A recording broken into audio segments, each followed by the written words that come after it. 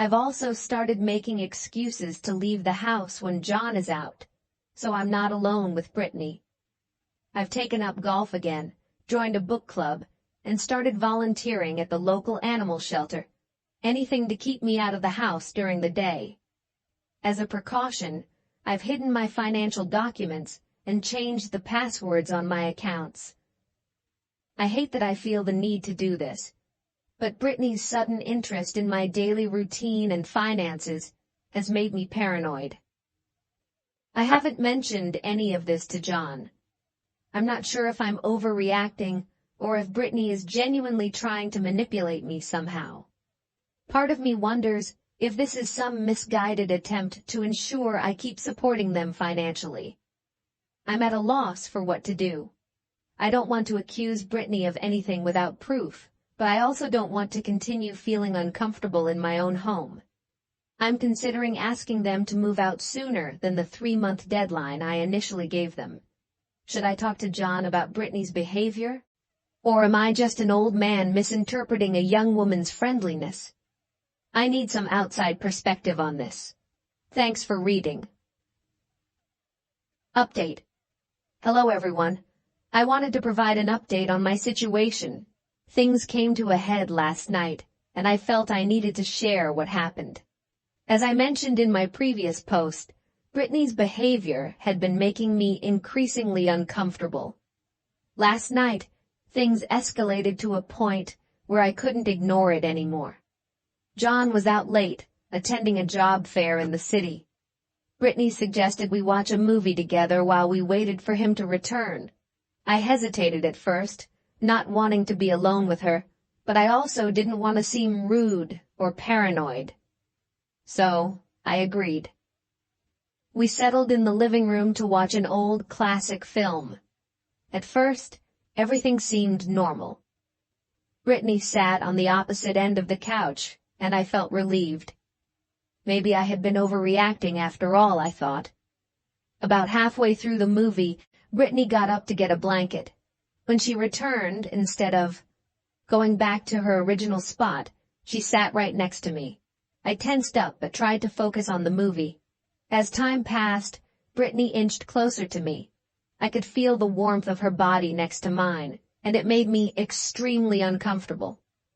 I shifted away slightly, hoping she'd get the hint, but she didn't. Then, during a particularly emotional scene in the movie, Brittany suddenly leaned her head on my shoulder. I froze, not knowing how to react. My heart started racing, and I felt a cold sweat break out on my forehead. Before I could say anything, Brittany took my hand in hers. She intertwined our fingers and gave my hand a gentle squeeze. That was the final straw for me. I abruptly stood up, almost causing Brittany to fall over on the couch. I mumbled something about needing to use the bathroom and quickly left the room.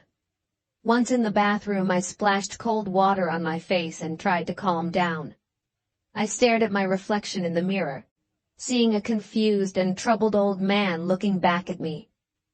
I knew I couldn't go on like this. The situation had gone too far, and I needed to address it head on. After a few minutes of gathering my thoughts and courage, I decided to confront Brittany about her behavior. I walked back to the living room, where Brittany was still sitting on the couch. She looked up at me with an expression I couldn't quite read. Was it concern or something else? I took a deep breath and asked Brittany if we could talk. She nodded, patting the spot next to her on the couch. I shook my head and remained standing, needing to maintain some physical distance between us. I started by telling Brittany that I had noticed a change in her behavior towards me recently. I mentioned that while I appreciated her attempts to be kind, some of her actions had made me feel uncomfortable. Brittany's face changed as I spoke. The smile she had been wearing faded, replaced by a frown.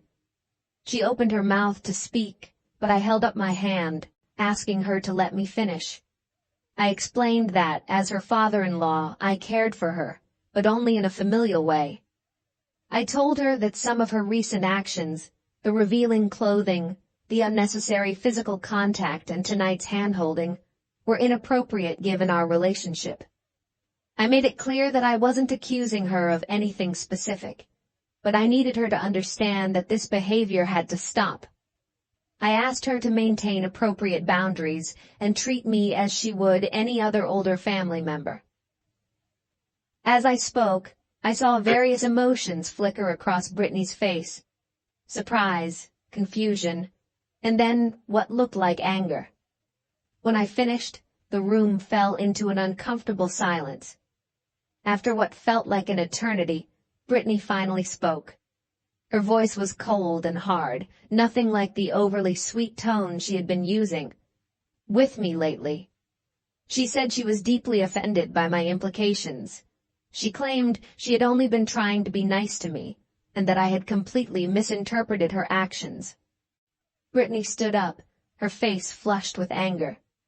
She said she couldn't believe I would think such horrible things about her. She accused me of having a dirty mind and twisting her innocent gestures into something perverted.